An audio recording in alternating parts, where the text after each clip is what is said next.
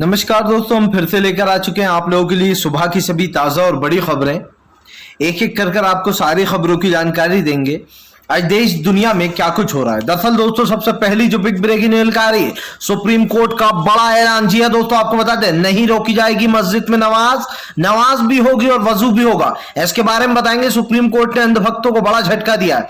वहीं पर अगली बिग ब्रेकिंग में हम आपको बताएंगे दोस्तों, ज्ञान व्यापी मस्जिद पर फैलाया जा रहा है झूठ। जी हां, फव्वारे को बार बार शिवलिंग बताने की कोशिश की जा रही है।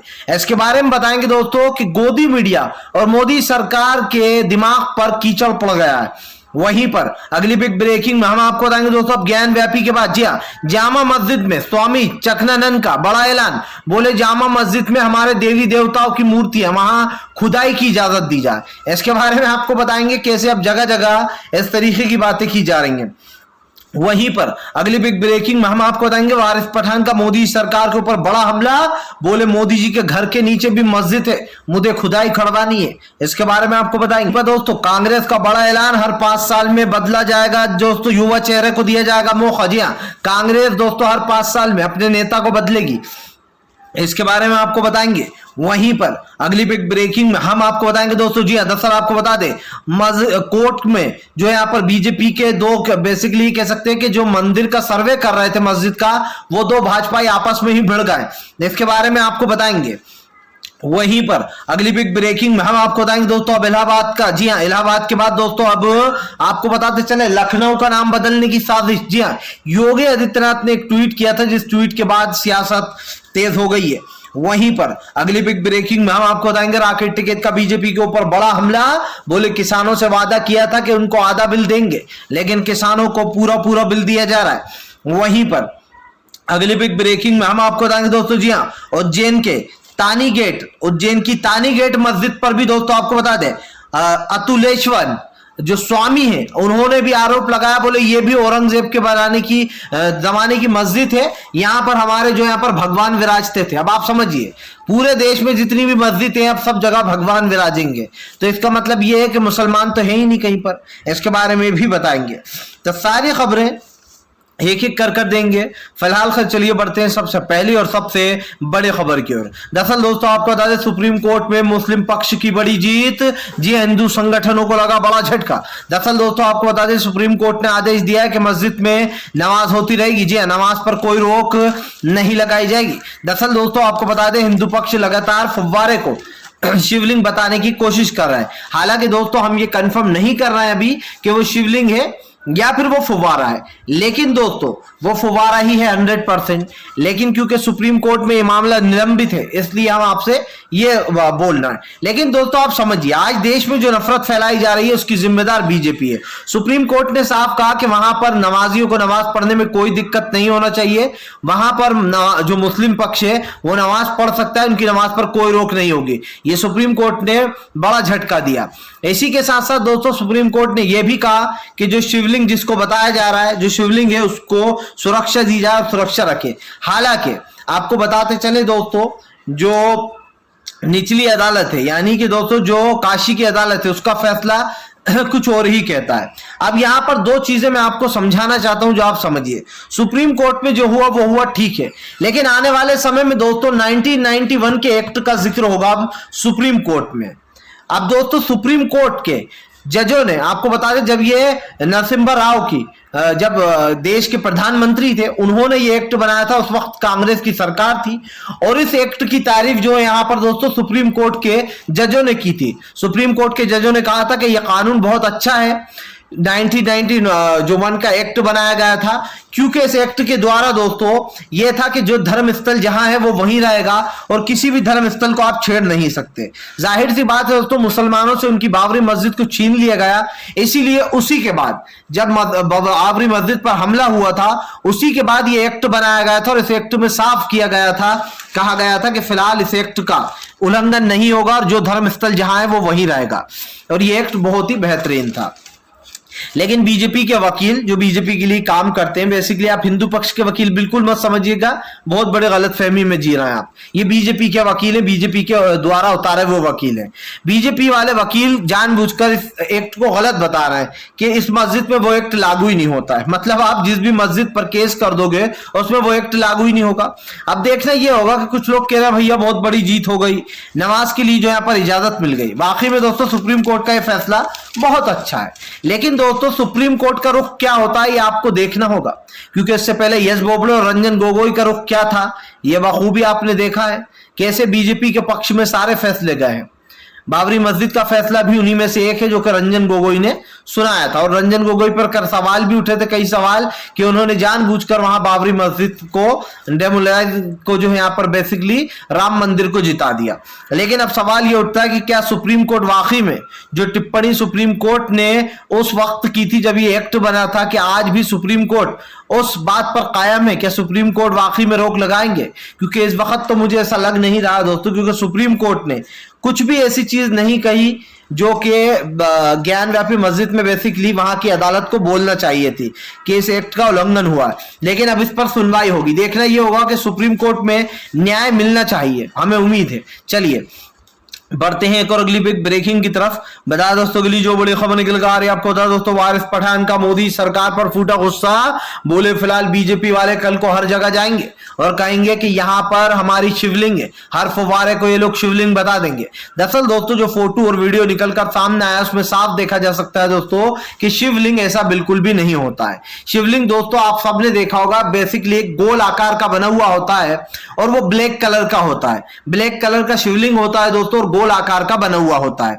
बेसिकली दोस्तों आपको बता दें शिवलिंग की पूजा की जाती है, लेकिन दोस्तों जो ज्ञान व्यापी मस्जिद में हासिल हुआ है बेसिकली वो कहीं पर भी दोस्तों शिवलिंग नजर नहीं आ रहा है। जाहिर सी बात है दोस्तों, आपने हौज देखा होगा, जो मस्जिद में हौज होते हैं उनके अंदर एक फवारा लगा होता है जिसको हम फाउंटेन भी बोलते हैं, और दोस्तों कभी भी शिवलिंग के बीच में छेद नहीं होते हैं। अभिषेक शर्मा एक आप समझिए दोस्तों, जो हमारे जितने भी हिंदू धर्म के भाई हैं उन सबसे हमने बात की, पूछकर जो हम जिस हद तक जहां तक हम भी जानते हैं दोस्तों, हमने भी तफ्तीश की और पता चला दोस्तों कि शिवलिंग के बीच में कोई भी छेद नहीं होते। जाहिर सी बात है दोस्तों, जो मस्जिद के बीच में फाउंटेन होता है और उसके बीच में ही छेद होते हैं जहां से पानी निकला जाता है। अब दोस्तों ये लोग नाम लगाते हैं कि ये औरंगजेब की कारस्तानी थी। समझिए दोस्तों, औरंगजेब इतना बेवकूफ तो था नहीं कि वो भाजपाइयों के लिए बीच में शिवलिंग छोड़ देगा ताकि लोगों को सबूत मिल जाए। जाहिर सी बात है दोस्तों, वो शिवलिंग कहीं से भी दिखाई नहीं दे रहा है, आप किसी भी आकार से उसको देख लीजिएगा, वो शिवलिंग कहीं से नजर नहीं आता, वो फव्वारा ही नजर आता है। शिवलिंग के बीच में कोई भी ऐसे छेद नहीं होते हैं। हमने हजार जगह की शिवलिंग देखे हैं दोस्तों, जगह जगह मंदिरों में देखे हैं, ऐसा शिवलिंग कहीं नहीं होता है। ये सिर्फ हिंदू पक्ष की तरफ से एक हवा छोड़ी गई है और उस हवा को आग दे रहा है दोस्तों वाराणसी का कोर्ट। जाहिर सी बात है, जो 1901 के एक्ट को झुटला सकता है वो कोर्ट कोई भी फैसला दे सकता है। फिलहाल चलिए बढ़ते हैं एक और अगली ब्रेकिंग की तरफ। बता दोस्तों अगली जो बड़ी खबर निकल आ रही, योगेंद्र यादव का बीजेपी के ऊपर बड़ा हमला, बोले गेहूं की आयात पर आप समझिए दोस्तों रोक लगाकर किसको फायदा हो रहा है? बीजेपी को फायदा हो रहा है। दोस्तों आप अच्छे से जानते हैं कि इस सरकार अभी 1 महीने तक पहले, और दोस्तों मुझे अभी भी याद है ये गोदी मीडिया की रूबिका लियाकत, आज तक की अंजना ओम कश्यप, ये सब लोग सरकार का पक्ष ले रहे थे। कब ले रहे थे? जब इन तीनों कृषि कानून को रद्द करने की बात हो रही थी और एमएसपी पर गारंटी की बात हो रही थी। अगर आप भूल गए तो मैं आपको याद दिलाता हूं, क्योंकि वो वीडियो मुझे अभी तक दिमाग में घूम रहा है। मुझे अभी भी याद है कि रूबिका लियाकत और अंजना ओम कश्यप ने उस पर क्या कहा था। आपको बता दें सरकार ने कहा था, और मीडिया की भी बात कर रहा हूं दोस्तों, मीडिया ने कहा था कि हमारे सरकार के पास इतना अनाज पड़ा हुआ है कि अभी 2 साल तक तो हमें कोई कमी होने वाली नहीं है। लेकिन क्या हुआ दोस्तों? गेहूं की कमी से आप समझिए देश में हड़कंप मच गया है और सरकार ने गेहूं की आयात पर रोक लगा दी है। ऐसे कहते हैं दोस्तों झूठ का भांडा फूटना। सरकार ने क्या कहा था? अब मैं रूबिका लियाकत ने क्या कहा था पहले वो बताता हूं। रूबिका लियाकत ने कहा था कि भाई ऐसे कैसे चलेगा, ऐसे कैसे चलेगा कि सरकार जो है यहां पर इस पर एमएसपी दे दे। अगर सरकार एमएसपी देने लग गई तो देश में बेरोजगारी और बढ़ जाएगी। और जो है यहां पर सरकार के पास पहले से ही इतना सारा अनाज पड़ा हुआ है, सरकार और अनाज खरीद कर क्या करेगी? वो अनाज, हमारे पास इतना अनाज का स्टॉक है जो 2 साल चलेगा। समझ में ये नहीं आता दोस्तों कि जो रूबिका लियाकत और अंजना ओम कश्यप ने कहा था कि हमारे पास अभी तो 2 साल तक अनाज चलेगा, इतना अनाज पड़ा हुआ है सरकार के पास। वो अनाज कहां गया दोस्तों? अब रूबिका लियाकत और अंजना ओम कश्यप के मुंह पर टेप लग गया है, अब वो नहीं बोलेंगी। जाहिर सी बात है दोस्तों, अनाज की आयात पर रोक लगाकर सरकार का फायदा हो रहा है, किसान का नुकसान हो रहा है। किसान तो अपना अनाज बेच ही नहीं पा रहा है। जाहिर सी बात है सरकार ने पूरे के पूरे अनाज को ठिकाने लगा दिया है। और कहां ठिकाने लगाया दोस्तों? विदेशों में। विदेशों में इस अनाज को बेच दिया गया महंगे दामों पर। अब हमारे देश में किस तरीके से अनाज का संकट गहमा गहमी हो रही है आप खूब देख रहे हैं। सबसे पहले तो दोस्तों देश में बिजली का संकट आया, मोदी सरकार ने देश में बिजली का संकट लाकर खड़ा कर दिया। अब जब बिजली का संकट खड़ा हुआ तो उसके बाद सरकार ने क्या करा कि अनाज की आयात पर रोक लगा दी। जाहिर सी बात है, योगेंद्र यादव ने कहा कि इसमें सरकार सिर्फ अपना फायदा देख रही है, ना ही किसानों की एमएसपी की गारंटी दी गई, ना ही किसानों को दोस्तों आप समझिए कोई फायदा मिला है। यह साबित हो जाता है दोस्तों कि अब इस देश में किसानों के लिए कुछ रह नहीं गया है। इस देश की मोदी सरकार देश के किसानों को पूरी तरीके से दोस्तों आप समझिए अचंभित कर रही है। आज जो देश में हो रहा है मैं उसको भूल नहीं सकता। आज जो मुझे दोस्तों दिखाई दे रहा है मैं उसको भी भूल नहीं सकता। अगर केंद्र की मोदी सरकार कहती है कि वो देश के हित में काम कर रही है तो मैं कहता हूं दोस्तों ऐसी सरकार को हटा दिया जाए। यह सरकार दोस्तों देश के हित में नहीं बल्कि देश के विरोध में काम कर रही है। केंद्र सरकार के बड़े बड़े दावे की हवा तब निकल जाती है दोस्तों जब केंद्र सरकार का पूरी तरीके से मांडा फूट जाता है। मोदी सरकार ने जो वादा किया था कि गेहूं की कमी नहीं पड़ेगी, जो मीडिया बोल रही थी, आज उसका भांडा फूट चुका है। फिलहाल चलिए हम बढ़ते हैं दोस्तों एक और अगली एक ब्रेकिंग की तरफ। बता दोस्तों जिस बात का डर था आखिरकार वही हुआ। अब जगह जगह मस्जिदों में मूर्तियों की बात कही जा रही है। इसको कहते हैं दोस्तों कि कोर्ट में जो नियम कायदे बनाए गए थे उनकी पूरी तरीके से धज्जियां उड़ा दी गई। ऐसे तो दोस्तों सारी मस्जिदों को मुसलमानों से छीनने की कोशिश की जाएगी। अब नया बयान सुन लीजिए दोस्तों। दिल्ली की जामा मस्जिद पर अंधभक्तों की नजर। जी हाँ, आपको बता दें स्वामी चकमानंद बोले दिल्ली की जामा मस्जिद में है हमारे भगवान का वास, वहां पर छुपी है शिवलिंग। वहां के जामा मस्जिद के जो ट्रस्टी हैं वो हमें खोदने की इजाजत दे। आप समझिए दोस्तों जितनी भी देश में मस्जिदें हैं इसी बात का डर कहीं ना कहीं असदुद्दीन ओवैसी ने उस वक्त जता दिया था दोस्तों जिस वक्त बाबरी मस्जिद का फैसला राम मंदिर के पक्ष में दिया गया। होना तो ये चाहिए था दोस्तों कि अगर वहां पर मस्जिद वापस नहीं भी देना थी मुसलमानों को तो वहां पर दोस्तों या तो अस्पताल बना दिया जाता या स्कूल बना दिया जाता। इससे दोस्तों एक बड़ी चीज कायम यह होती कि जो हिंदू और मुसलमान के बीच में अब ये जो मंदिर और मस्जिद की होड़ लगी हुई है दोस्तों ये कहीं ना कहीं नहीं लगती। आप समझिए अगर वहां पर एक अस्पताल बना दिया जाता तो लोगों को वहां पर इलाज मिलता, लोगों को मुफ्त शिक्षा मिलती, स्कूल बना दिया जाता तो। लेकिन जानबूझकर रंजन गोगोई ने वहां मस्जिद का फैसला दिया और ये सब कुछ हुआ नरेंद्र मोदी के कहने पर। लेकिन अब मुसलमानों ने उस चीज को जाने दिया। लेकिन अब दोस्तों आप समझिए ज्ञान व्यापी मस्जिद में फुव्वारे को शिवलिंग बताया जा रहा है। अब ज्ञान व्यापी के बाद आप समझिए चकमानंद का कहना है कि फिलहाल दिल्ली की जो जामा मस्जिद है उसको भी खोदा जाए। पता है दोस्तों मुसलमान किस चीज से खुश हो जाता है? जैसे कि एक केस पर किसी ने ये कह दिया कि भैया यहां पर फुव्वारा है और एक ज्ञान वापी मस्जिद में केस चल रहा है और एक और मस्जिद पर किसी ने कह दिया कि देखिए भैया ये तो जो यहाँ पर हमारी मंदिर था यहाँ पर उस पर कोर्ट अगर डांट लगा देगा तो मुसलमान इसी में खुश हो जाएंगे। उन्हें लगता है कि चलो हमारी जीत हो गई। लेकिन मुसलमान समझिए बेचारा दुख में है। क्यों है कि एक मस्जिद को बचाता है तो दूसरी मस्जिद पर आंच आ जाती है, दूसरी मस्जिद को बचाने की कोशिश करता है तो तीसरी मस्जिद में मूर्तियों की बात की जाती है। अब क्या ये लोग दोस्तों दिल्ली की जामा मस्जिद को भी खोदेंगे? अब क्या दिल्ली में भी कहेंगे कि यहां पर भी मूर्तियां हैं? हालांकि हमें पता है कि ऐसा कुछ होना नहीं है दिल्ली में खुदाई वुदाई। लेकिन मैं सिर्फ एक बात कह रहा हूं कि इसी बात की आशंका जताई जा रही थी। दुख मुझे इस बात का है दोस्तों कि सुप्रीम कोर्ट ने आज बहुत अहम फैसला लिया और इसकी मैं सराहना करता हूं। लेकिन दुख इस बात का है दोस्तों कि सुप्रीम कोर्ट ने अभी फिलहाल उस 1991 के एक्ट का जिक्र नहीं किया है जिसकी खुद सुप्रीम कोर्ट के जजों ने तारीफ की थी। तो क्या दोस्तों ये मान लिया जाए कि उस एक्ट पर सुनवाई होगी या फिर दोस्तों उसमें भी आप समझिए मैं जो बोल रहा हूं समझने की जरूरत है, उसमें भी कोई नुक्स निकाल लिया जाएगा और कहा जाएगा नहीं भैया इस मस्जिद पर तो वो एक्ट लागू ही नहीं होता है।